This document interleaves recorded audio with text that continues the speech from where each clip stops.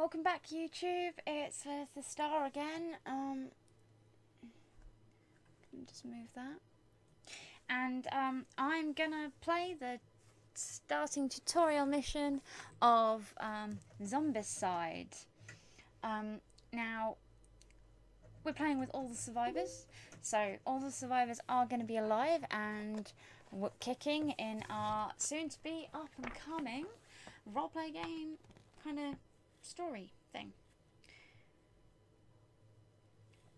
The idea behind this one is we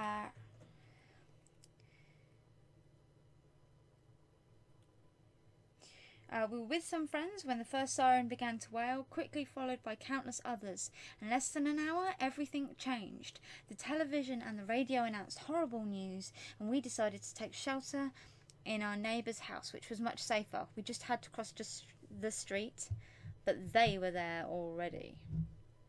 So, these characters, our little NPCs, who are down here currently, nice and safe, or not so safe, are going to start on their merry way to get to a safe house up here. Now, here's where the first person token comes in. Now, normally, you can pick, you can choose who's going to go first, but I'm going to roll a dice. Amy's dice, Josh's dice. Josh has got 6, Amy's got 5, Phil has a 3, Ned has a 1, Doug has a 5, and Wanda has a 5. So, that's quite cool to start off with. So that means that Josh is the first player.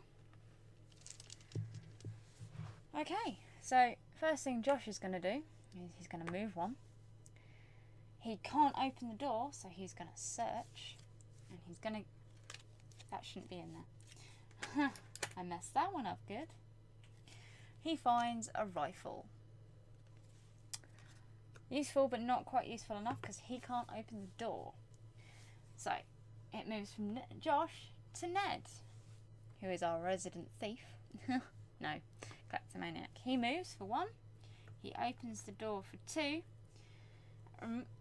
Uses his free search to also gain a rifle. I have not shuffled this deck properly, I do apologise. And his last move is to move out into the street.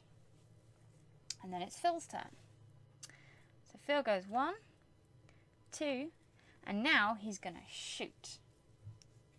So the way you work out your combat damage, 0 to 1 is he can either shoot at the square he's in or the square next to him. That zombie is in the square next to him.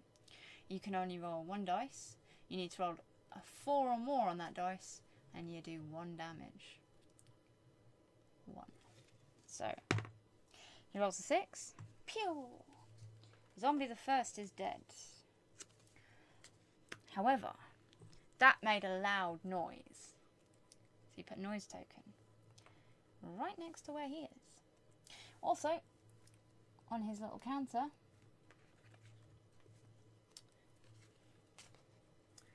he goes up by 1.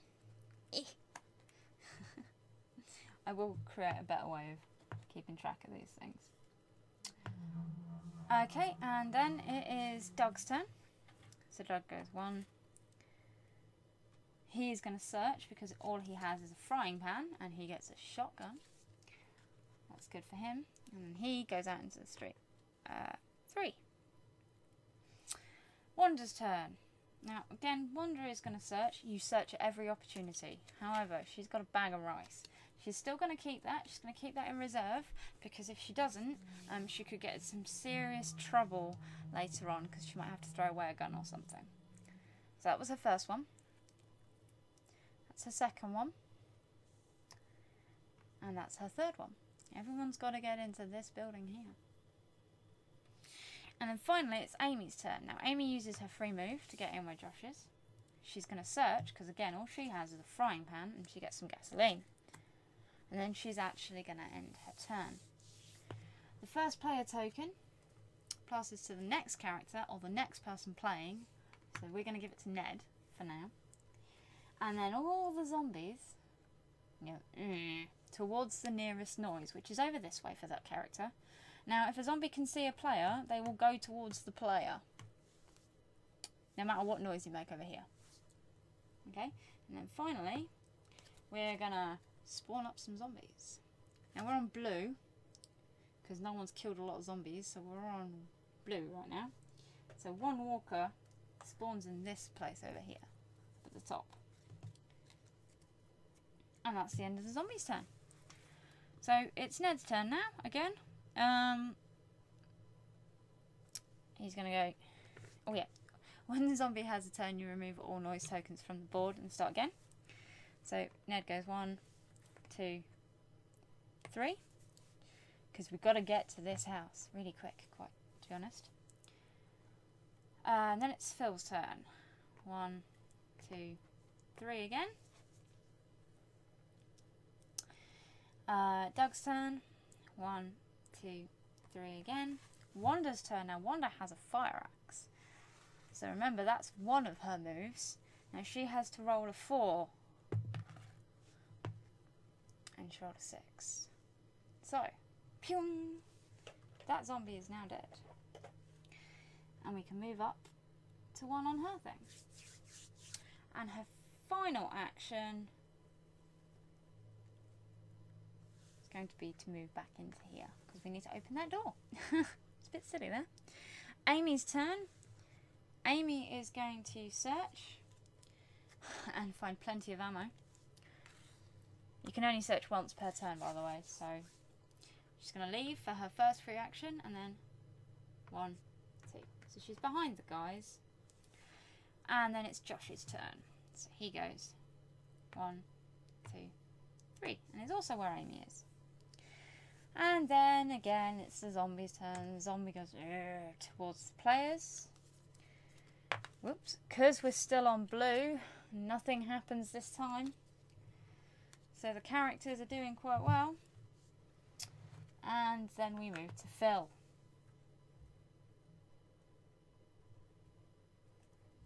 Okay, so Phil goes 1. And he's going to try and use his pistol. He does. Oh, whoops, I forgot to use it.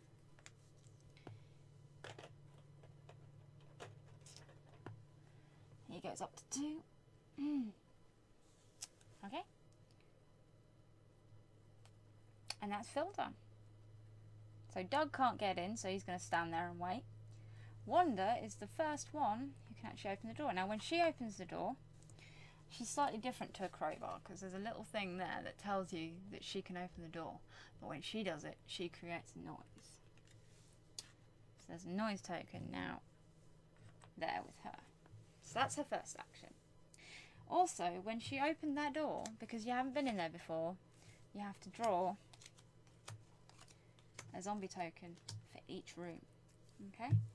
So we're on blue still. So 1 walker in that room. Another one in that room. Ooh, a fatty. Yes, they are called fatties. I'm not just being... Right, fatties don't just come in on their own. They come in with 2 walkers. They also cannot be killed by normal combat weapons that only do 1 damage. You have to have a weapon that does 2 damage to be able to harm them. So it's either Doug's turn, or Wanda has to go in there and try and kick its backside, which she's not going to do this turn. And final one is 1 walker.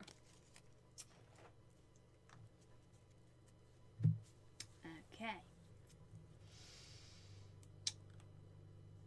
That was her first action.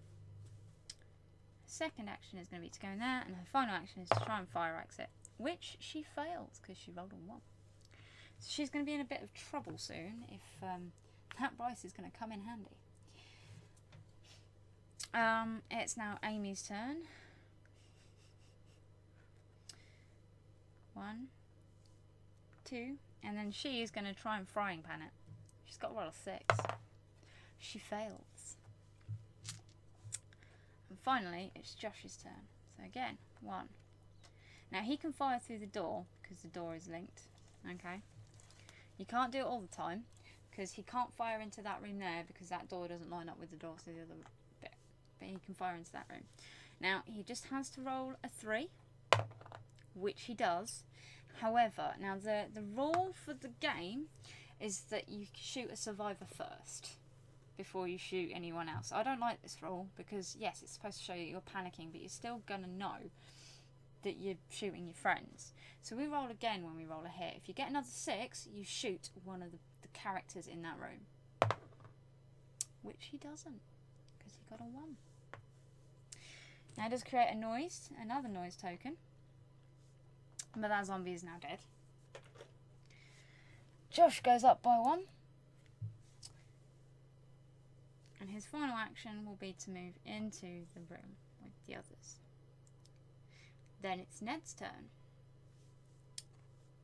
So Ned's first action will be to move into that room. He's going to shoot at these things here.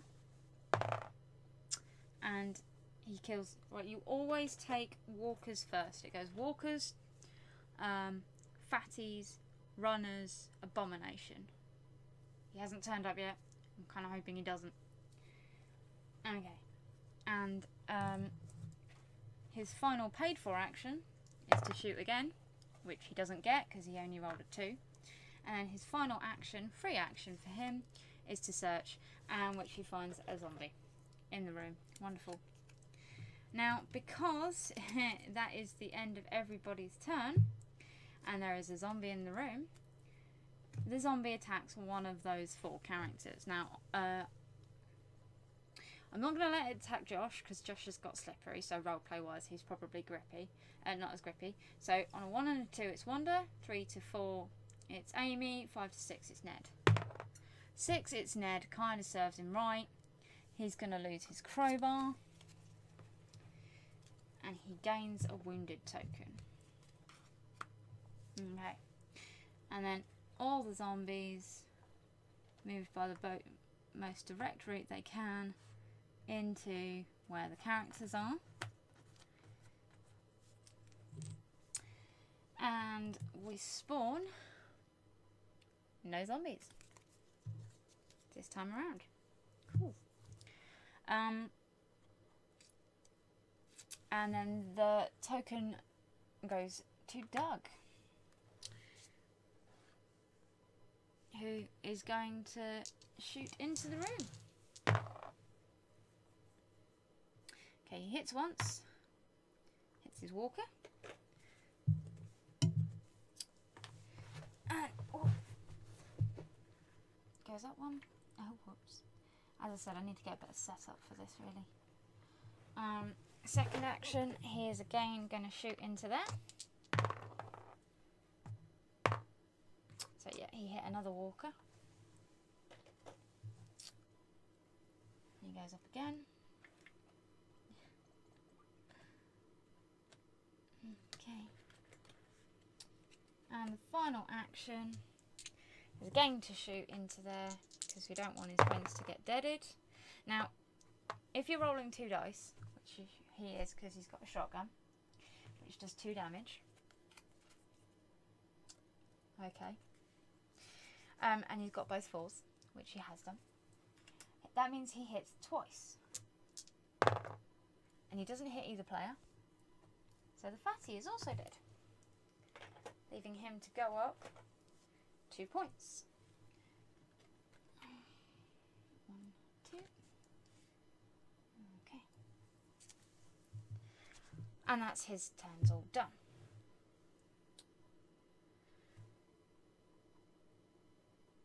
Wanda goes over here as her first move, picks up the objective, which means that she's won the game, or that we've won the game to start off with, but we have to kill all the zombies in here and seal off the door. And she goes up 5 points. 1, 2, 3, 4, 5. And her last action is she's going to search and find a zombie. Well done! That's Wanda's turn, so that makes Amy's turn. Now, Amy is going to search and find a Molotov. Now, Molotov's really useful when the abominations show up. Because they kill anything in an area. Including characters. At the moment, she has no use for that. So she is going to Molotov that room there. Silly, I know. On roleplay sides that would be bad, but anyway. She gets rid of that zombie and she goes on her first kill counter, and then she moves into this room here. And then it's Josh's turn. Now his rifle, okay, is only a 1 to 3 room, so he can't go in that room and shoot with Wanda. However, he can stand in there and shoot. Which he does, he hits it. And he doesn't hit Wanda, which is the main thing. He goes up one again, and he's not going to search, because he's going to wait for... Ned's going to not search. Phil comes in. Now the last person we need in is Doug, but he uses all of his turns saving everybody. And no zombies still turn up. And to be fair, we're just going to get them in there and lock that door. And that is part 1 of Zombicide. Now, to keep this as a campaign kind of going thing, all of my characters are going to start again on their experience. So they're going to go back down to blue because I'm using it as an adrenaline meter. And so at the end of each mission, you've had a chance to calm down. Your skills haven't quite progressed, which means that it will also explain why each and every single time I'm playing this game, they haven't got the same skills. Okay. Ned is going to have recovered his wound. He doesn't have that anymore. And therefore he gets to keep his rifle. Amy is going to keep her frying pan, because that's all she's got. Josh is also going to keep his rifle. Phil always starts with a pistol, so he gets to keep his frying pan. Doug is going to keep his shotgun, and Wanda is going to keep her fire axe. Okay? So, all the characters survive this game. You don't need to worry about voting on who to keep. That will be it for now then. I will say goodbye, have fun, enjoy yourselves, and I will see you later. Bye bye.